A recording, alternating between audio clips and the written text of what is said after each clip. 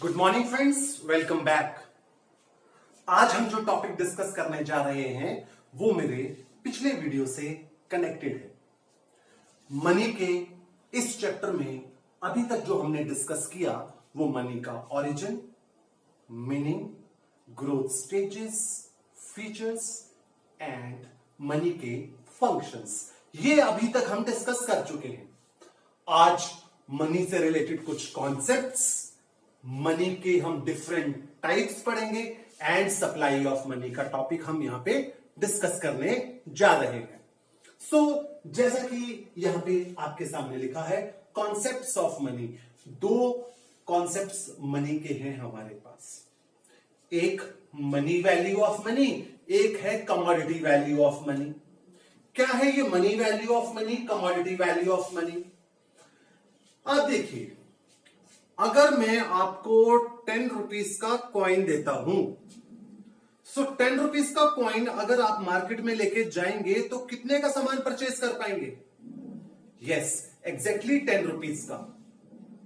ये है money value of money, face value of money, purchasing power of money, what money can buy.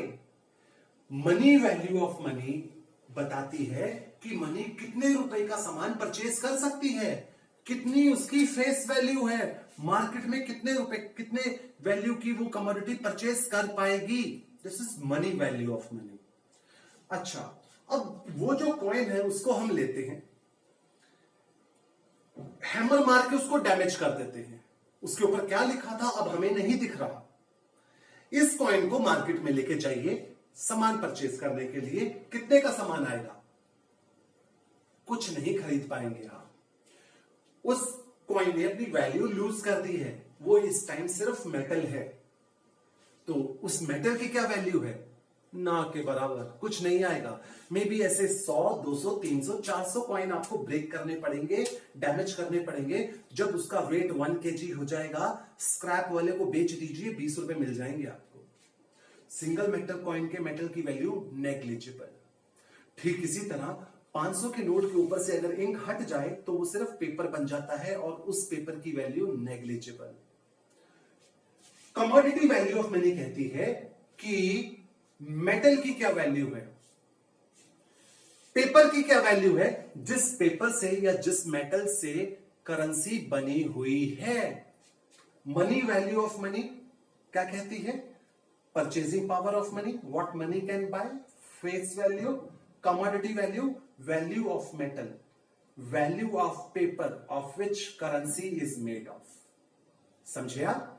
ये money से related कुछ दो हमारे कॉन्सेप्ट थे। इसके बाद हम टाइप्स ऑफ मनी डिस्कस करने जा रहे हैं। टाइप्स ऑफ मनी में सबसे पहले है फिएट मनी। फिएट मनी, जैसा कि आप देख रहे हैं, उस मनी को बोला गया है विच enjoys government approval, which has approval of the government। किसके ऊपर होती है गवर्नमेंट की approval? Notes and coins, currency, notes and coins. Fiat money वो मनी है जिसके ऊपर गवर्नमेंट की अप्रूवल है। इसके अंदर इंक्लूड होते हैं notes and coins, right. Second, fiduciary money. Fiduciary money ये वो मनी है जो ट्रस्ट के ऊपर बेस्ड है, पेयर एंड पे। आप मुझे पेमेंट देते हैं चेक में, चेक काट के दे देते हैं मुझे एक्स अमाउंट का, मैं उस चेक को एक्सेप्ट कर लेता हूं, 2 लोगों पे विश्वास करता हूं, आपके ऊपर कि आपके अकाउंट में पैसा होगा। मैं विश्वास करता हूं बैंक के ऊपर कि बैंक आपके सिग्नेचर को ऑनर करेगा और आपके अकाउंट से पैसा निकाल के दे देगा। आप भी ट्रस्ट करते हैं कंट्री के बैंकिंग सिस्टम के ऊपर, आप ट्रस्ट करते हैं कि बैंक आपके साइन को ऑनर करेगा और आपके अकाउंट में से उतना ही अमाउंट डेबिट करेगा। ये वो मनी है जो कि ट्रस्ट के ऊपर बेस्ड है। इसके अंदर चेक आता है। Credit money. अच्छा, ये क्रेडिट मनी का जो मीनिंग है ये मेरे पिछले कॉन्सेप्ट से रिलेटेड है। क्रेडिट मनी उस मनी को बोला गया है जहां पे मनी वैल्यू ज्यादा, कमोडिटी वैल्यू कम। मेरा अभी अभी का एग्जांपल था, 10 रुपए का कॉइन, मार्केट लेके जाता हूं, 10 रुपए मिलते हैं, 10 रुपए की वैल्यू मिल जाती है। उसे डैमेज करता हूं तो कुछ नहीं मिलता। तो यानी कि उसकी फेस वैल्यू ज्यादा है और उसके मेटल की वैल्यू ना के बराबर। यही है क्रेडिट मनी। क्रेडिट मनी वो मनी है जहां पे मनी की फेस वैल्यू ज्यादा होती है, परचेजिंग पावर ज्यादा होती है, जबकि उसके मेटल की वैल्यू और उसके पेपर की वैल्यू ना के बराबर होती है। Full bodied money. Full bodied money ऐसी मनी को बोला गया है जहां पे फेस वैल्यू और मेटल वैल्यू दोनों ही मोर और लेस बराबर ही होती है। पॉसिबल कब हो सकता है? ये पॉसिबल वेरी लो डिनोमिनेशन में हो सकता है। 5 पैसे 10 पैसे के कॉइन जो कि आजकल बंद हो गए हैं हमारे यहां, सो ऐसे में जो मेटल बंद लगा होगा वो भी 5 पैसे 10 पैसे का होगा और फेस वैल्यू भी 5 पैसे 10 पैसे। समझ रहे हैं आप?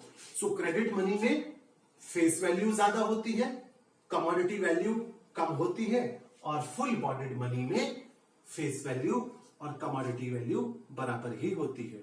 यहां पे मैं एक और चीज आपको बता दूं, कमोडिटी वैल्यू को हम इंट्रिंसिक वैल्यू भी बोलते हैं, राइट?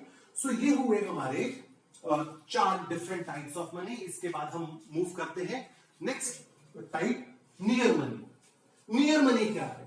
नियर मनी बेसिकली वो एसेट है जो डायरेक्टली मीडियम ऑफ एक्सचेंज का काम नहीं करेगा, इनडायरेक्टली करेगा। इसके अंदर गोल्ड, शेयर्स, बॉन्ड्स, ये चीजें आ सकती हैं।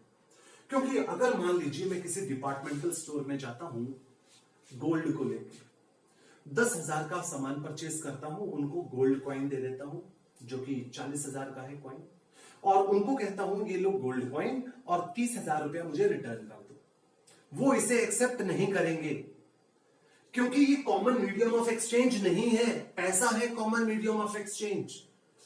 सो गोल्ड को मैं ज्वेलर के पास ले जाता हूं, बेच देता हूं, पैसा आ जाएगा, डिपार्टमेंटल स्टोर में जाऊंगा, ग्रोसरी का सामान आ जाएगा।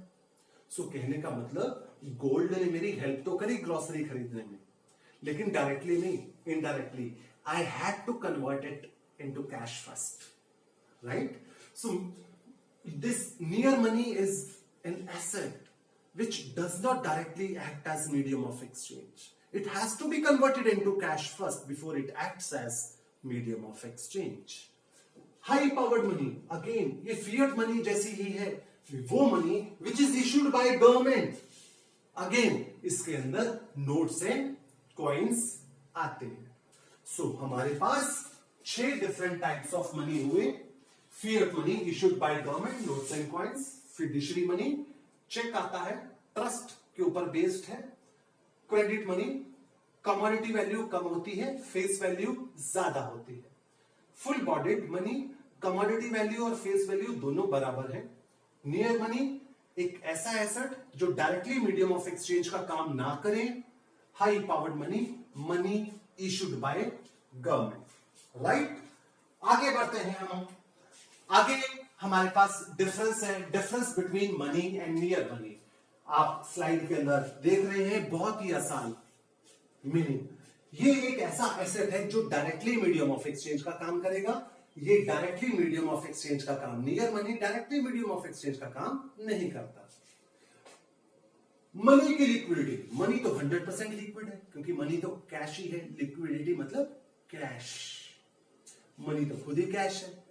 ये 100% लिक्विड नहीं होते, कुछ एसेट लेस लिक्विड होते हैं, कुछ हाईली लिक्विड होते हैं, बट परफेक्टली लिक्विड कोई भी नियर मनी एसेट नहीं होता। कंपोनेंट्स मनी के अंदर नोट्स एंड कॉइन्स आते हैं, यहां पे gold, shares, bonds, even cheque भी यहां पे इंक्लूड किया जाता है, राइट? सो नेक्स्ट टॉपिक है हमारा सप्लाई ऑफ मनी। यहां पे हम सप्लाई ऑफ मनी का मीनिंग पढ़ेंगे, कौन मनी सप्लाई करता है, किस आधार पे करता है, मनी सप्लाई के मेजरमेंट्स हैं जो मनी के वो पढ़े जाएंगे। सप्लाई ऑफ मनी, जैसा कि आप डेफिनेशन देख रहे हैं, supply of money refers to the total amount of money held by people in an economy at a particular point of time. ये जो स्टेटमेंट है at a particular point of time बहुत ज्यादा इंपॉर्टेंट है। आज की तारीख में अभी के अभी जितना भी पैसा लोगों के पास है, एग्जिस्ट कर रहा है इस इकोनॉमी के अंदर, उसे हम सप्लाई ऑफ मनी बोलते हैं। ठीक है, at a point of time, इसी गिवन क्षण में, इसी पॉइंट पे लोगों के पास जितना पैसा है, ये सप्लाई ऑफ मनी है। सो क्वेश्चन है, who supplies money in India और who are the producers of money. देखिए, वैसे तो मनी को इशू करने की जो अथॉरिटी है हमारी कंट्री के अंदर, मिनिस्ट्री ऑफ फाइनेंस, 1 रुपए का नोट और बाकी सारे कॉइन्स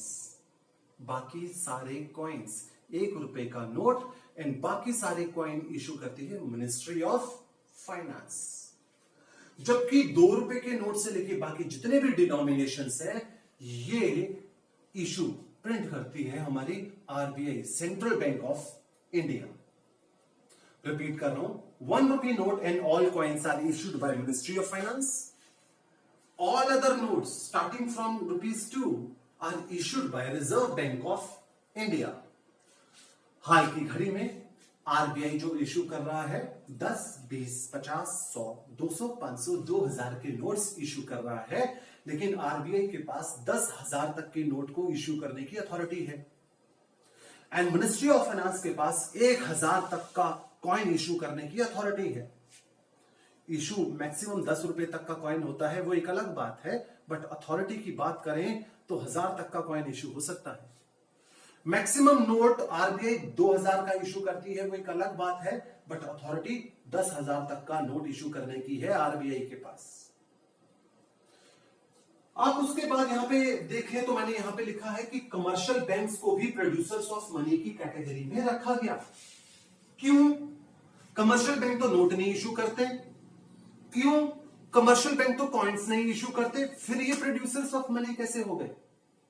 सुनिए, देखिए, बेसिकली नोट जब आरबीआई ने इशू किया, से फॉर एग्जांपल ध्यान से सुनिएगा, 100 रुपए का इशू किया तो कितने की डिमांड होगी? 100 की। जितने का नोट इशू होता है उतने की डिमांड जनरेट कर देते हैं। सो कमर्शियल बैंक्स है ना, जो वो बिना नोट इशू के ही डिमांड जनरेट कर देते हैं, इसीलिए इनको प्रोड्यूसर्स ऑफ मनी की कैटेगरी में रखा गया। ये कैसे किया? इन्होंने क्रेडिट क्रिएशन फंक्शन की बदौलत किया। सुनिएगा, मैं कमर्शियल बैंक, पर्सन ए आया मुझसे लोन लेने के लिए, 100 रुपया लोन दे दिया मैंने, पर्सन ए ने मुझे रिटर्न कर दिया। अब ए को जब लोन दिया था, उसने उस 100 रुपए की डिमांड करी होगी ऑब्वियसली, वैसे ही बिना कारण तो उसने मुझसे लोन लिया नहीं। डिमांड करने के बाद कुछ टाइम के बाद उसने वापस कर दिया। मैंने बी को लोन दिया 100 का, फिर कुछ टाइम के बाद उसने वापस कर दिया। मैंने सी को दिया, कुछ टाइम के बाद उसने वापस कर दिया। सो इस 100 रुपए से मैंने कितने की डिमांड जनरेट करी? एग्जैक्टली 300 की। सो मिनिस्ट्री ऑफ फाइनेंस एंड ये रिजर्व बैंक, इन्होंने नोट को इशू करके, करेंसी को इशू करके डिमांड क्रिएट करी है। कमर्शियल बैंक ने वो काम बिना प्रिंट किए ही कर दिया, क्रेडिट क्रिएशन के जरिए। इसीलिए करेंसी को इशू करके डिमांड जनरेट करने का जो काम है, क्योंकि कमर्शियल बैंक भी करते हैं, इसीलिए उसको प्रोड्यूसर्स ऑफ मनी बोला गया है, राइट। अदरवाइज प्रिंट करने का काम मिनिस्ट्री ऑफ फाइनेंस करती है। 1 रुपए का note, all coins, Reserve Bank, 2 रुपए के डिनोमिनेशन से लेके बाकी सारे डिनोमिनेशन नोट्स के केस में।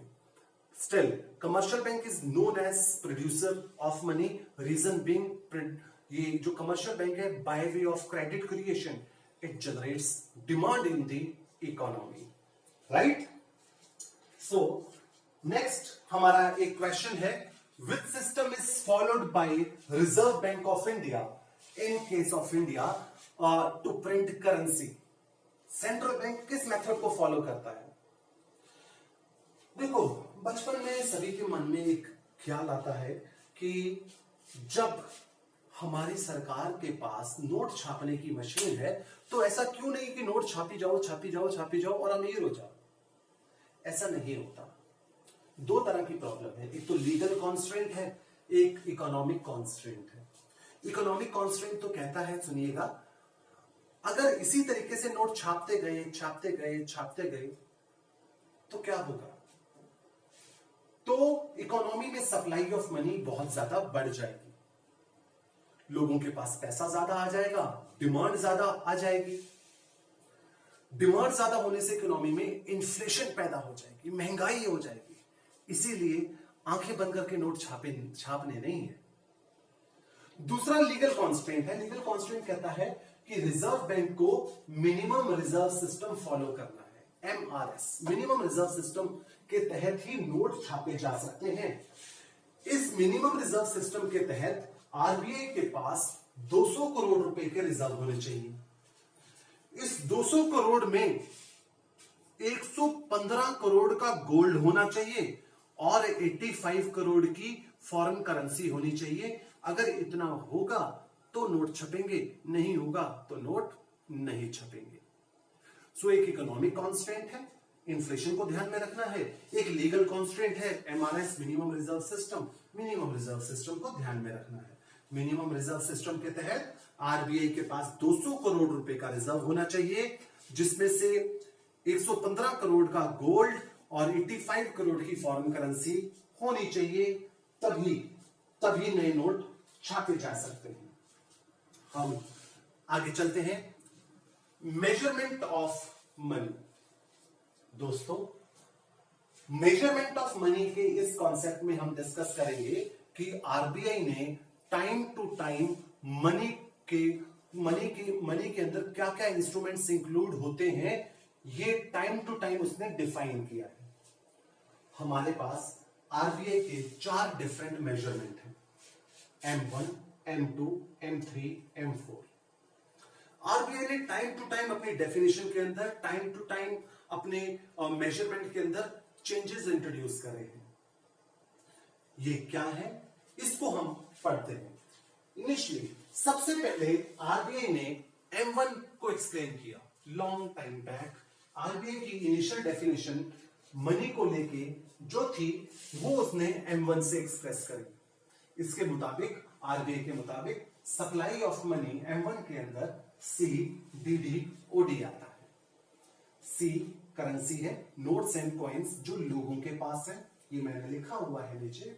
DD डिमांड डिपॉजिट्स है, हम लोगों का पैसा जो कमर्शियल बैंक में पड़ा हुआ है, जो हम कभी भी निकाल सकते हैं। OD अदर डिपॉजिट्स, ये वो पैसा है जो आरबीआई सेंट्रल बैंक के पास है। So initially first of all RBI ने मनी सप्लाई की, मनी की जो डेफिनेशन दी उसको हम M1 बोलते हैं। M1 के मुताबिक मनी के अंदर आता है C, notes and coins held by people. DD demand deposits, money of people held by commercial banks which we are free to withdraw any time. OD other deposits, money held by central bank of the country। फिर central bank ने M2 दिया, M3 दिया, M4 दिया। M2 में central bank ने M1 के अलावा एक और कंपोनेंट ऐड कर दिया, यानी कि इसको इससे ज्यादा थोड़ा ब्रॉड कर दिया। सेंट्रल बैंक ने कहा मनी के अंदर वो पैसा भी इंक्लूड किया जाएगा जो पोस्ट ऑफिस के अंदर रखा गया है। हम पोस्ट ऑफिस में भी अपने डिपॉजिट कराते हैं, फिक्स्ड डिपॉजिट्स कराते हैं। तो पोस्ट जो हमारे पोस्ट ऑफिसेज हैं उसमें जो हमारा पैसा पड़ा होगा वो भी मनी के अंदर आएगा। ये कुछ टाइम के बाद आरबीआई ने अपनी डेफिनेशन के अंदर मॉडिफिकेशन करके अपनी न्यू डेफिनेशन M2 दी। फिर कुछ टाइम के बाद आरबीआई ने अपनी डेफिनेशन के अंदर फिर से चेंजेस इंट्रोड्यूस किए। अब की बार M3 डेफिनेशन आरबीआई ने दी। इस डेफिनेशन के मुताबिक आरबीआई ने बोला मनी के अंदर M1, C, DD, OD plus time deposits with banking system. Time deposit, अब आप देखें बैंकों के पास एक तो डिमांड डिपॉजिट होते हैं जो कि पहले ही आगे थे, फिर टाइम डिपॉजिट भी होते हैं। बैंकों में हम एफडी भी ओपन करते हैं, fix deposit, recurring deposit RD भी होते हैं। बैंकों के पास हमारे 2 तरह के डिपॉजिट हैं, एक तो डीडी जो कि पहले ही इंक्लूड हो गया, जो हम कभी भी विड्रॉ कर सकते हैं। एक टीडी टाइम डिपॉजिट जो हम कुछ स्पेसिफिक टाइम के बाद ही विड्रॉ कर पाएंगे। फिर कुछ टाइम के बाद आरबीआई ने अपनी और डेफिनेशन दी, डेफिनेशन अपनी सप्लाई ऑफ मनी के अंदर और चेंजेस इंट्रोड्यूस करें। अब की बात सेंट्रल बैंक ने बोला मनी के अंदर M3 आएगा, यानी कि ये प्लस पोस्ट ऑफिस सेविंग, इसके अंदर सभी तरीके के कंपोनेंट्स इंक्लूड कर दिए गए। इस तरीके से आरबीआई ने अब तक 4 डिफरेंट मेजरमेंट दिए हैं, M1, M2, M3। अब आप देखिए यहां पे कुछ ऑब्जर्वेशन है। M1 मेजरमेंट को हम सबसे ज्यादा लिक्विड मेजरमेंट मानते हैं। M4 को हम least liquid measurement of money supply मानते हैं। M1 most liquid, M4 least liquid. M1 को हम नैरो डेफिनेशन, ट्रेडिशनल डेफिनेशन मानते हैं। M4 को हम modern definition and broadest definition मानते हैं। सो ये हमारे 4 मेजरमेंट जो कि मनी सप्लाई की आरबीआई ने टाइम टू टाइम इंट्रोड्यूस किए। सो दोस्तों, ये हमारा सप्लाई ऑफ मनी का कॉन्सेप्ट रहा। आई होप जिस तरीके से मैंने आपको एक्सप्लेन करके बताया वो आपको जरूर समझ आया होगा। अगर कहीं कोई गैप रह जाता है, आप इस वीडियो को दोबारा जरूर देखिएगा। चैनल को सब्सक्राइब कीजिए, बेल आइकन प्रेस कीजिए, सो दैट फर्दर नोटिफिकेशन इस टॉपिक के या अगले चैप्टर के कोई भी वीडियो में अपलोड करूं, आपको नोटिफिकेशन जरूर आए। Thank you so much.